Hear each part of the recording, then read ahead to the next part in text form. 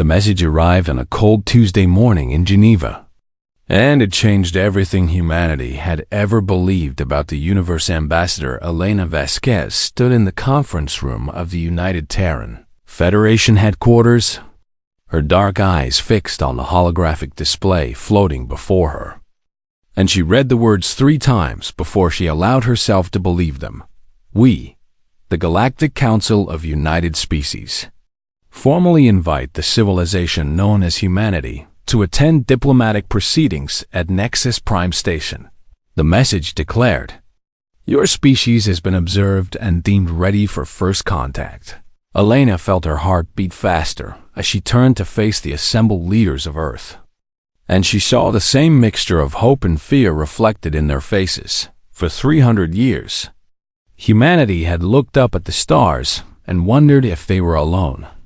And now they had their answer within weeks. The preparations began, and Elena was chosen to lead the delegation that would represent all of humanity before the gathered species of the galaxy. She selected her team carefully, choosing diplomats and scientists and cultural experts who could showcase the best of what humanity had to offer. And together, they boarded the ship that would carry them to the galactic core.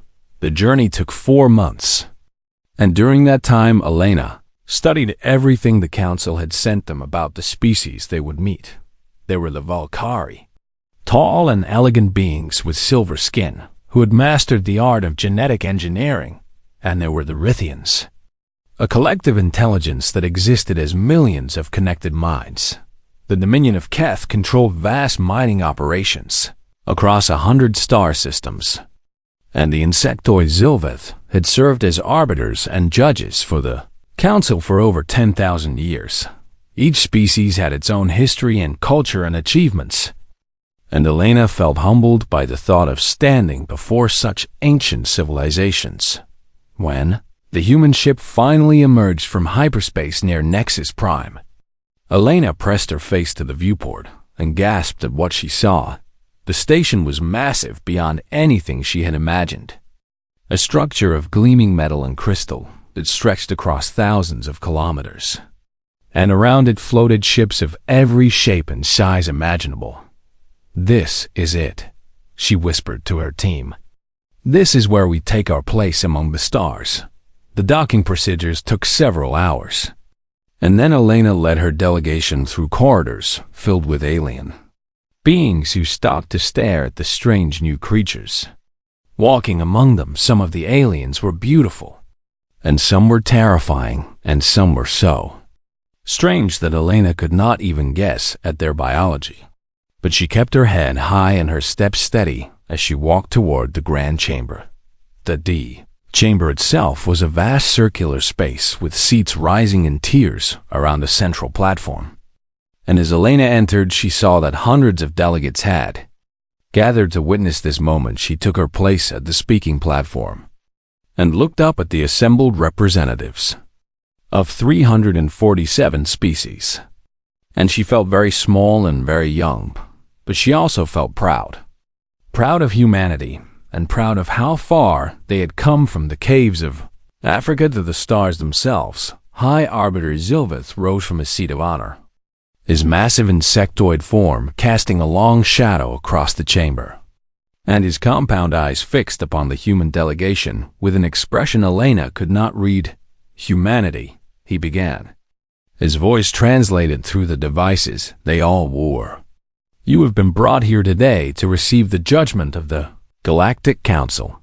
Elena felt a chill run down her spine at the word judgment, but she remained calm and waited for the Arbiter to continue. "Your species is young," Zilveth declared. "You have existed for merely 300,000 years, and you have possessed space travel for less than 500. Murmurs of amusement rippled through the chamber, and Elena saw several delegates exchanging looks that seemed almost pitying. "In that time, you have fought countless wars among yourselves," the Arbiter continued. "You have developed weapons capable of destroying your own world, and you have shown a pattern of aggressive expansion that concerns this council greatly." Elena opened her mouth to respond, but Zilveth raised one of his many limbs to silence her. "However, we are not without mercy," he said. "The Council has decided to offer humanity a place within our community. Though not as full members," he pressed a control on his podium, and a holographic document appeared before Elena. "You will be assigned to the Protectorate tier," Zilveth explained. "This means that your species will receive the protection and guidance of the Council in exchange for certain concessions." Elena read the document quickly, and with each line her expression grew darker. Humanity would be limited to 3 star systems, and all expansion beyond those boundaries would require Council approval. And any request could be denied without explanation. Human military forces would be reduced to a purely defensive capacity, and all warships above a certain size would be dismantled under Council supervision. A guidance administrator, appointed by the Council, would oversee human governments, and this administrator would have the authority to veto any decision deemed contrary to galactic stability. Human technology would be regulated, and any research into certain fields, including advanced weapons and artificial intelligence and faster-than-light travel, would require Council licenses that could be revoked at any time. Lena looked up from the document, and she saw that the entire chamber was watching her expectantly. They expected gratitude, she realized, and they expected humanity to accept these terms with humble appreciation for being allowed to exist at all. "Hi, Arbiter," she said carefully. "I have some questions about these terms." Zilveth made a gesture that might have been a nod. "You may ask, what happens if we refuse?" Elena asked. The chamber fell absolutely silent, and Elena saw shock ripple across the faces of delegates who had never heard such a question. Zilveth's compound eyes seemed to narrow, and when he spoke his voice was cold. "No species has ever refused," he said simply. "That is not an answer," Elena replied. The Arbiter stared at her for a long moment, and then he made a sound that the translator rendered as a laugh. "You are bold for such a young species," he said. "Perhaps too bold for your own good." He leaned forward on his podium, and his shadow fell across Elena like a shroud. "Consider carefully. Human," he warned. "The galaxy is vast and dangerous, and your species is small and weak. And without the Council's protection, you will not survive what waits in the darkness between the stars." Elena felt her team shifting nervously behind her, but she did not look away from the Arbiter.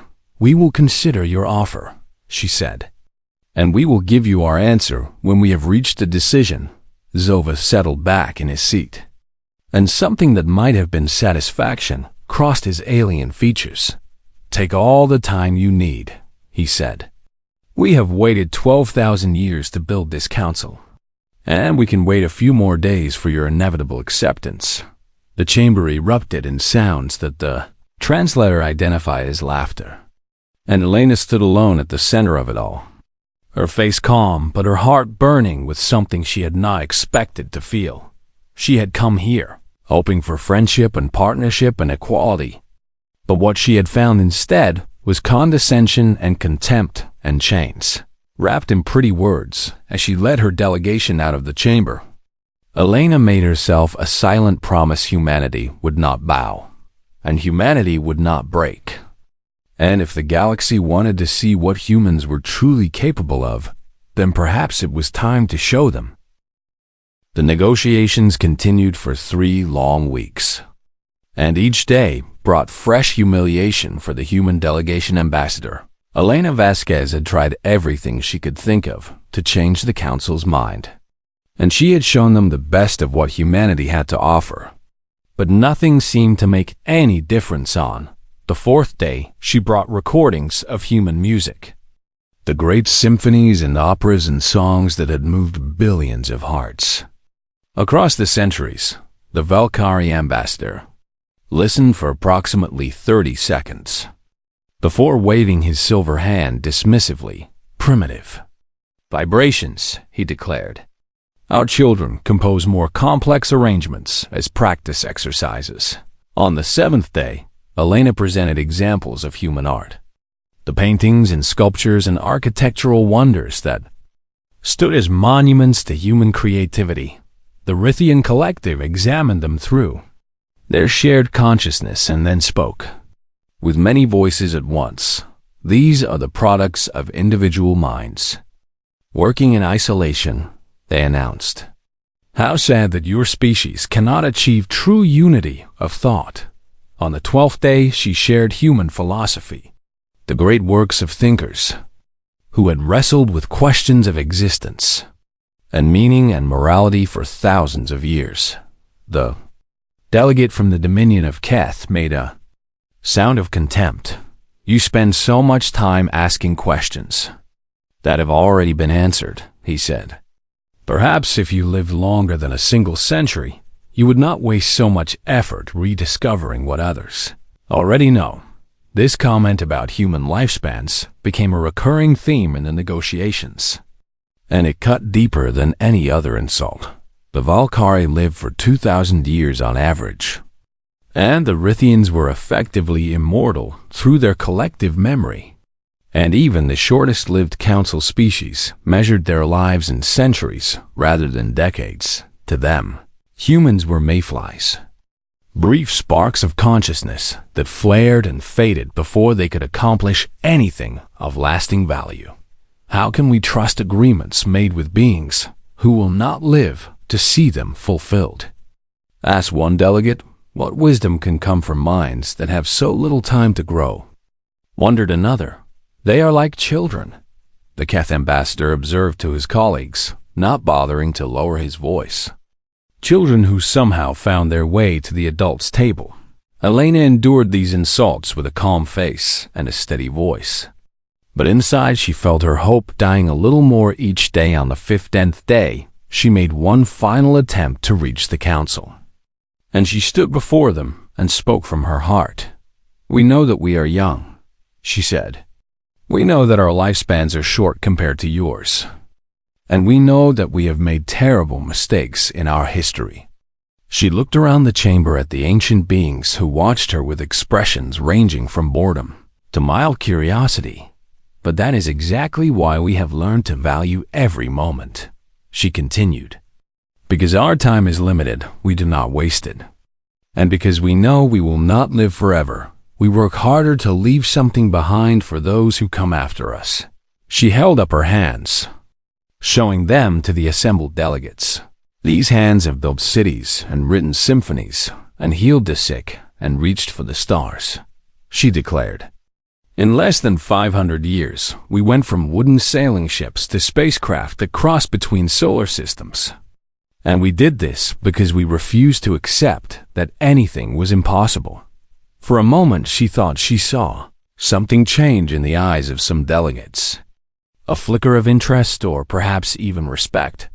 But then High Arbiter Zilva spoke, and his words shattered whatever connection she had managed to create. Your achievements are noted, he said in a tone that suggested they were anything but noteworthy. However, the Council's decision remains unchanged. He activated the holographic display once more, showing the treaty that would reduce humanity to a managed species under Council supervision. The terms are generous, Zilveth declared. You will be protected from threats you cannot imagine, and you will receive access to technologies far beyond your current capabilities. In exchange for our freedom, Elena said quietly. In exchange for stability, the Arbiter corrected. Your species is unpredictable and potentially dangerous, and the Council cannot allow such chaos to spread unchecked through the galaxy. The Dominion of Keth ambassador leaned forward with a smile that showed too many teeth. Besides, he added, your kind would make excellent workers for our mining colonies, and we could always use more labor in the asteroid belts. Laughter rippled through the chamber, and Elena felt something snap inside her chest. She had spent 3 weeks being patient and diplomatic and understanding, and she had swallowed insult after insult in the hope of finding common ground. But there was no common ground to be found here. Only the certainty that the Council would never see humanity as anything more than primitive creatures to be controlled, she thought about all the humans who had fought and died throughout history for the right to be free. And she thought about the billions of people back on Earth who were waiting to hear what kind of future awaited them. She thought about her grandmother, who had escaped a war-torn country with nothing but the clothes on her back, and who had built a new life through sheer determination and refused to let anyone tell her what she could not achieve. And she made her decision. Elena reached up and removed the translation device from her ear, setting it down on the podium before her with a gentle click. The chamber fell silent as the delegates realized what she was doing. She looked directly at High Arbiter Zilveth, meeting his compound eyes without fear or hesitation. And when she spoke, it was in clear English that none of them could understand. "We decline." Then she turned and walked toward the exit, and her delegation fell into step behind her without a word. "Ambassador Vasquez," Zilveth called out, his voice sharp with surprise.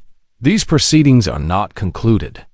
Elena did not stop or turn around. "Ambassador, you cannot simply leave," another delegate shouted, but Elena kept walking, her footsteps echoing through the suddenly silent chamber. She heard the confusion and anger building behind her as the council members realized that something unprecedented was happening, and she heard them calling for her to return and explain herself. She did not look back. The doors of the grand chamber sealed behind the human delegation with a sound like thunder, and Elena finally allowed herself to take a deep breath. Her hands were shaking, and her heart was pounding, and she knew that she had just changed the course of human history in ways she could not predict. "Ambassador," her aide whispered, "what do we do now?" Elena straightened her shoulders and lifted her chin. "Now we go home," she said, "and we prepare for whatever comes next." The journey back to the docking bay seemed longer than before, and Elena noticed that the aliens in the corridors were staring at them with new expressions on their faces. Some looked confused, and some looked angry, and a few looked almost frightened. Word was already spreading through Nexus Prime, she realized, and soon the entire galaxy would know that humanity had done what no species had ever done before. They had said no as Elena boarded the ship that would carry them back to Earth. She took one last look at the massive station through the viewport. Somewhere in there, the council was probably already discussing how to respond to this unprecedented insult. And Elena knew that humanity had made powerful enemies today, but she also knew that her people would rather face whatever challenges lay ahead as free beings than live as comfortable slaves under the council's protection. The engines hummed to life, and the ship pulled away from Nexus Prime. And Ambassador Elena Vasquez watched the station grow smaller and smaller until it was nothing but a point of light among millions of other stars. She did not know what the future would bring, but she knew one thing with absolute certainty: humanity would face it standing on their own 2 feet, and they would bow to no one.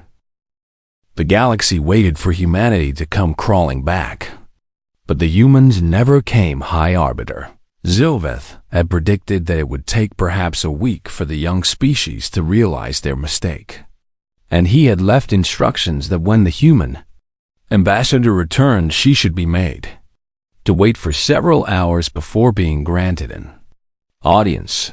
The first week passed with no contact from Earth. Council members were not concerned at first, and they assumed that the humans were simply being stubborn in the way that young species often were. They will return when their pride has healed, the Volcari ambassador assured his colleagues. No civilization can survive alone in this galaxy. The second week passed, and then the third. And still there was nothing. By the end of the first month, the council began to grow curious, and they sent observation drones to the edges of human space to see what was happening.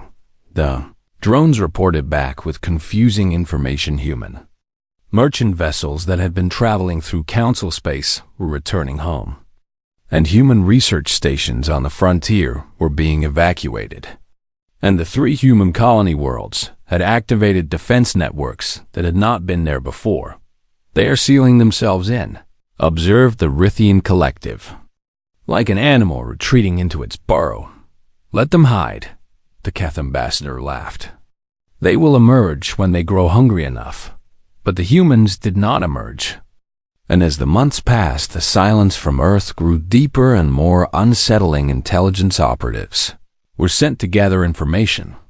But they found that human space had become remarkably difficult to penetrate. The borders were guarded by automated defense platforms that responded to any unauthorized entry with immediate and overwhelming force. And the few operatives who managed to slip through reported seeing things they could not explain. Massive construction projects were underway throughout human space, and new shipyards orbited every major world. And the skies above Earth itself were filled with the skeletal frames of vessels larger than anything the Council had ever seen humans build before. They are arming themselves, High Arbiter Zilveth said when he received these reports. The fools think they can fight us.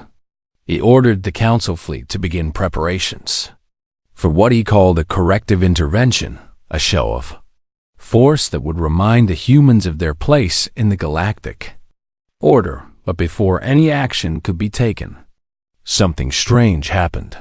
The Volcari government received a communication from one of its younger colony worlds, asking why the humans had been treated so poorly at the negotiations. Similar messages began arriving at other Council members' homeworlds, sent by citizens who wanted to know what exactly humanity had done to deserve such treatment.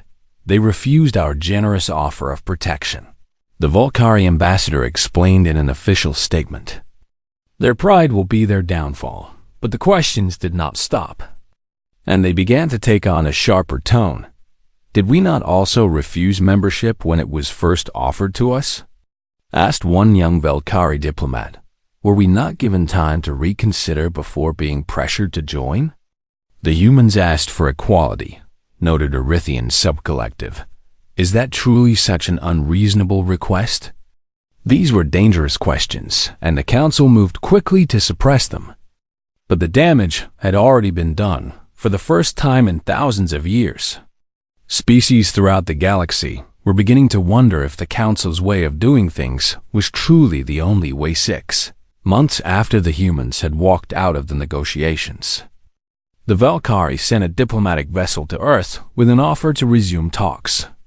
Under modified terms, the ship was stopped at the border of human space by a polite but firm message from the United Terran Federation. We appreciate the Volcari government's interest in reopening dialogue, the message read. However, the United Terran Federation is not accepting visitors at this time, and we respectfully request that all Council vessels maintain a distance of at least 5 light years from our borders. The diplomatic vessel turned around and went home, and the Council was left to wonder what was happening inside that wall of silence. More months passed, and the intelligence reports grew more alarming. With each one, human industrial output had increased by over 800%, and their population was working with a unified purpose that the Council had never seen before. New technologies were being developed at a rate that should have been impossible, and strange energy signatures were being detected near the outer planets of the human home system. They are building something near Neptune, a Keth intelligence operative reported. Something massive, but we cannot determine what it is. The Council debated what to do, but they could not agree on any course of action. Some wanted to launch an immediate attack before the humans grew any stronger, while others argued that such aggression would only prove the humans right about the Council's true nature. Others still suggested simply waiting and watching, confident that whatever the humans were building could not possibly match the combined might of 347 civilizations, and so they waited. And they watched, and they told themselves that there was nothing to fear from such a young and primitive species. But in the quiet moments, when they were alone with their thoughts, even the most confident Council members found themselves wondering the same question. What were the humans building? And what would happen when they decided to use it? The answer would come sooner than anyone expected. But it would not come from humanity. It would come from the darkness between the stars. From an ancient horror that the galaxy had hoped was gone forever.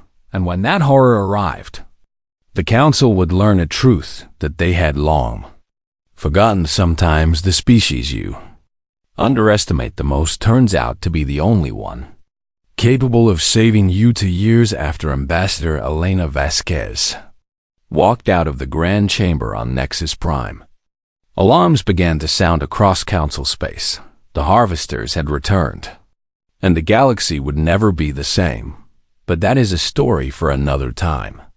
And for now, the humans continued their work in silence, building and preparing and waiting for the moment when they would show the galaxy exactly what humanity was capable of becoming. They had been dismissed as children and mocked as mayflies and told that they could never survive. Without the Council's protection, soon they would prove just how wrong the Council had been. The distress signal came from the Rithian frontier, and it was filled with nothing but screaming. "They are here!" The transmission cried out before dissolving into static. "The machines have returned. The Harvesters are..." Then there was only silence, and the entire Rithian colony world of Nexus 7 went dark. High Arbiter Zilveth received the news in his private chambers, and for the first time in his 3,000 years of life, he felt something close to true fear. The Harvesters were supposed to be extinct, destroyed in a war that had nearly ended all life in the galaxy. 8,000 years, AGA 46 species had been wiped from existence in that terrible conflict, and the Council itself had almost fallen. But in the end, the combined fleets of the galaxy had managed to destroy the last Harvester hive courier. So they had believed. Within hours, more reports flooded in from across the frontier, and each one was worse than the last. The Harvesters were not just back. They had evolved during their millennia of dormancy in the void between galaxies. Their ships were faster, and their weapons were deadlier, and their hunger was greater than ever. Before, they did not negotiate or communicate, or show any sign of intelligence beyond a terrible single-minded purpose. And that purpose was to consume all organic life in the galaxy. The Council mobilized its fleets with desperate speed. But the Harvesters moved even faster. 3 fortress worlds fell in the first month. Their populations devoured down to the last child, and their resources stripped to feed the ever-growing swarm.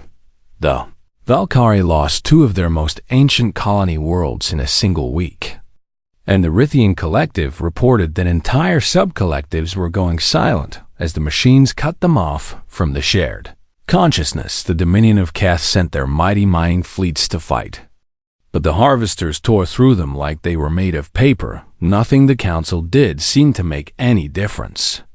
And with each passing day, the swarm grew larger, and the Council grew more desperate. High Arbiter Zilveth called an emergency session of the Grand Chamber, and for the first time in his long tenure, he stood before his colleagues with fear in his voice. "We are losing," he admitted. "Our fleets cannot hold the line, and if we do not find a way to turn the tide, we will all be destroyed." The chamber erupted in panic and recrimination, with delegates blaming each other and demanding answers that no one had. Finally, the Valkyrie ambassador stood and spoke the words that everyone had been thinking, but no one had dared to say.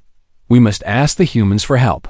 The chamber fell silent, and Zilveth felt the weight of that suggestion pressing down on him like a physical force. 2 years ago, he had stood in this very chamber and dismissed humanity as a primitive species barely worthy of notice. And he had offered them subjugation, dressed up as protection. Now he was being asked to beg those same humans to save the galaxy.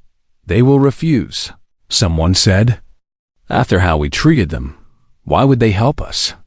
They might not even have the capability to make a difference," another delegate argued. "They are young and their technology is primitive." "We have no choice," the Valkyrie ambassador insisted. "If we do not ask, we will never know. And if we do not find help somewhere, we will all die."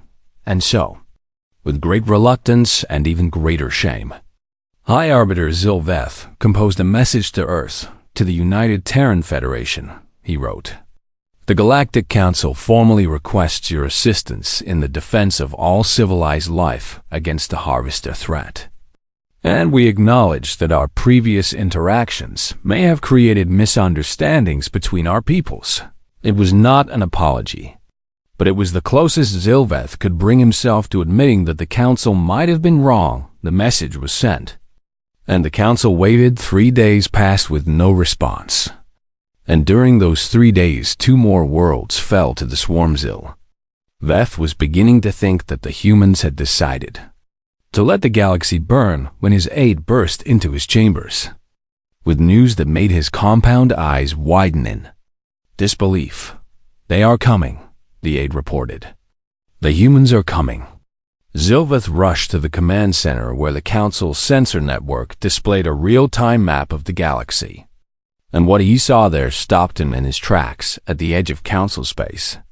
Thousands of ships were emerging from hyperspace in perfect formation.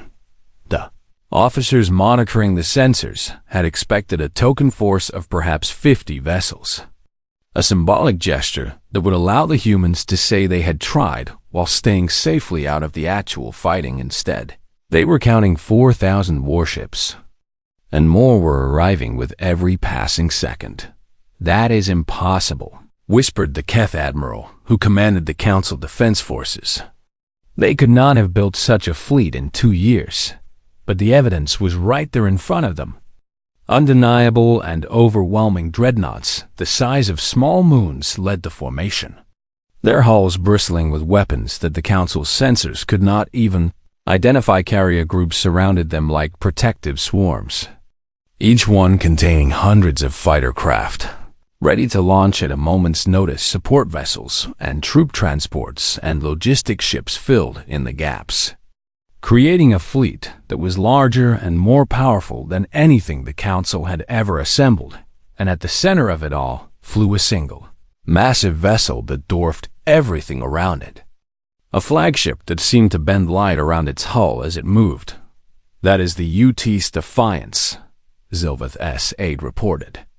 Reading from the database, it is the command ship of Admiral James Okonkwo, who was appointed Supreme Commander of Human Forces 1 year ago. A communication channel opened, and the face of a human male appeared on the display. Admiral Okonkwo was an older man with dark skin and gray hair and eyes that had seen too much death. And when he spoke, his voice carried across 100 worlds. "This is Admiral James Okonkwo of the United Terran Federation to all Council forces," he announced. "Humanity remembers every species that looked down on us. And we remember every insult and every dismissal, and every time we were told that we were too young and too primitive to matter." He paused, and his expression hardened. "We also remember every species that is about to die if someone does not act," he continued. "We are not here for the Council, and we are not here because you asked nicely. And we are not here to prove anything to anyone." His eyes seemed to look directly at Zilveth through the screen. "We are here because it is right," he declared. "We are here because that is who humans are. And we will not stand by and watch billions die when we have the power to stop it." The Admiral straightened in his command chair. "To the Harvesters," he said with quiet fury, "you have taken worlds and lives and hope from this galaxy. And you believe that nothing can stop you." He smiled, and it was not a pleasant expression. "You are wrong." The communication ended, and the human fleet began to move toward the battle lines with a speed that should have been impossible. High Arbiter Zilveth watched them go, and he felt something he had not experienced in 3,000 years. He felt hope, but zero yende. Humans had come not as supplicants seeking favor, but as warriors choosing to fight for what they believed in.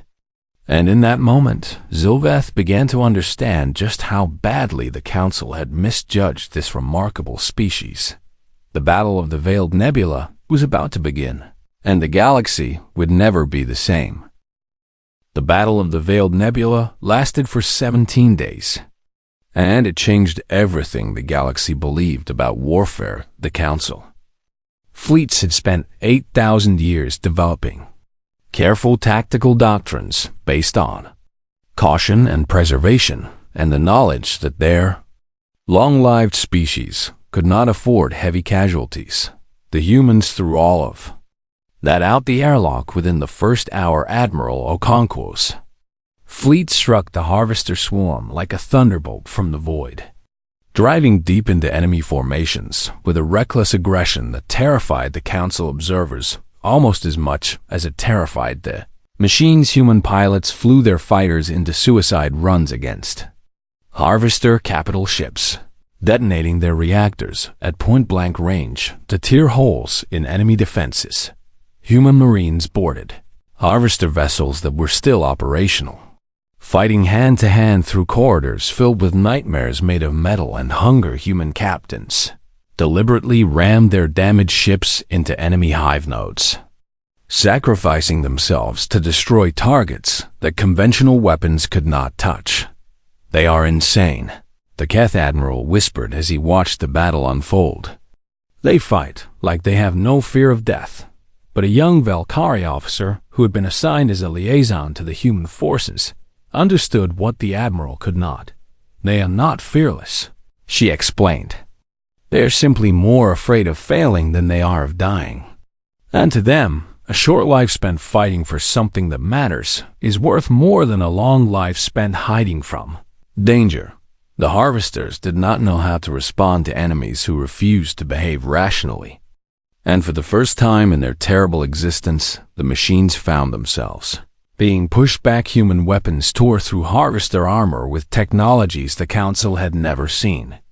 And human tactics exploited weaknesses that the machines had never needed to defend against. By the 10th day, the Harvester swarm had lost over 60% of its forces. And by the 15th day, they were in full retreat toward the void from which they had come on the 17th day. Admiral Okonkwo led a strike force of humanity's most advanced warships directly into the heart of the Harvester formation. And there they found what they had been searching for. Hive Core was a massive structure of twisted metal and stolen technology, the central intelligence that controlled every Harvester. In the swarm, it was protected by a wall of defenders so thick that the Council's best analysts had calculated it would take years to breach. The human fleet punched through in less than 6 hours. Admiral Okonkwo himself fired the shot that shattered the Hive Core. And as it died, the remaining Harvesters went silent and still and finally dark. The swarm was broken, and the galaxy was saved. In the aftermath of the battle, High Arbiter Zilveth requested a summit with the human delegation ambassador. Elena Vasquez returned to Nexus Prime for the first time in 2 years, and she found a very different reception waiting for her. The corridors that had once been filled with contemptuous stares were now lined with beings who watched her with something approaching awe. The grand chamber that had once echoed with laughter at humanity's expense was silent and solemn as she took her place at the speaking platform. High Arbiter Zilveth rose from his seat, and Elena saw something in his compound eyes that she had never expected to see there. "Shame, Ambassador Vasquez," the Arbiter began, and his voice trembled slightly. "2 years ago, you stood in this chamber, and I told you that humanity was too young and too primitive to be trusted with its own future." He paused, and the silence stretched across the chamber. "I was wrong." The words hung in the air like a physical presence, and Elena saw shock ripple across the faces of delegates who had never heard such an admission from a Nan Arbiter before. "The Council judged your species by standards that were unfair and incomplete," Zilveth continued. "We saw your short lives and assumed you could not achieve greatness. And we saw your history of conflict and assumed you could not learn from your mistakes." He lowered his great head in a gesture that Elena's translator identified as the deepest form of apology in Zilveth culture. "We were fools," he admitted, "and our foolishness nearly cost us everything." Elena let him finish. And then she stepped forward and spoke. "High Arbiter," she said, "humanity did not fight the harvesters to make you apologize. And we did not save your worlds to prove that you were wrong about us." She looked around the chamber at the gathered representatives of 347 species. "We fought because we believed it was right," she declared. "We fought because that is who we are. And we will always choose to stand against evil, even when it would be easier to stand aside." She pulled out a document and placed it on the podium. "But if the Council truly wishes to make amends," she continued, "then we have terms." The chamber held its breath as Elena read out humanity's conditions: full and equal membership in the Galactic Council with complete voting rights, a formal acknowledgement that no species would ever again be subjected to the protectorate system or forced to accept subordinate status, the establishment of a new charter affirming that all civilizations, regardless of their age or lifespan, deserve to be treated with dignity and respect. "These are not requests," Elena said firmly. "These are requirements, and they are not negotiable." High Arbiter Zilvith looked at the document for a long moment. And then he looked at the delegates around the chamber. One by one they signaled their agreement. And within an hour the vote was unanimous. Humanity was welcomed into the Galactic Council not as a protected species or a junior member, but as full and equal partners in the great work of building a better galaxy. As Elena signed the new treaty, a young Valkyrie diplomat approached her with a question. "Ambassador," he said quietly, "after everything we said to you, after all the insults and the contempt, why did you come to save us?" Elena looked at the young alien, and she remembered standing in the same chamber 2 years ago, feeling small and humiliated and alone. "Because that is who we are," she said simply. "We hold grudges, yes, and we never forget when someone treats us poorly. But we also believe that what you do matters more than what you say." She smiled, though there was steel behind the warmth. "You showed us your worst," she continued. "The contempt and the arrogance and the assumption that you knew better than we did what was good for us." Her eyes met the young diplomat's gaze. "We decided to show you our best," she said. "The courage and the sacrifice and the stubborn refusal to give up even when everything seems hopeless." She looked out at the stars beyond the viewport, the same stars she had watched when she left this station 2 years ago.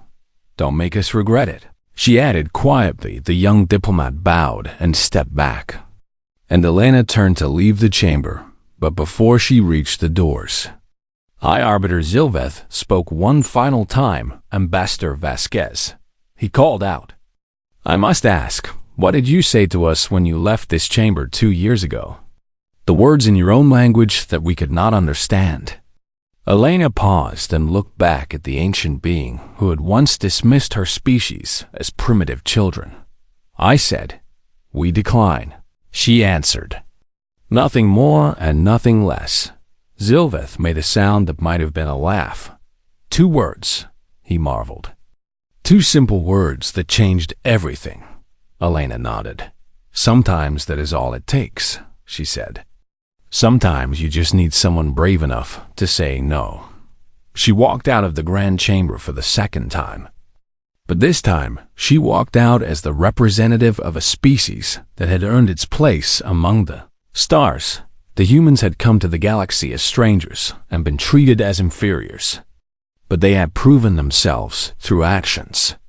Rather than words, they had shown that courage and principle and the willingness to fight for what is right mattered more than age or technology, or the length of one's lifespan, and the galaxy would never forget that lesson.